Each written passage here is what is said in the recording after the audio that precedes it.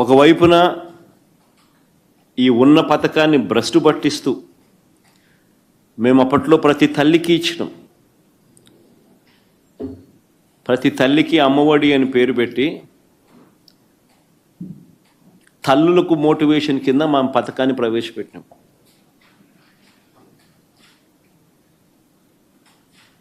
తల్లులను పిల్లలను బడులకు పంపించండి.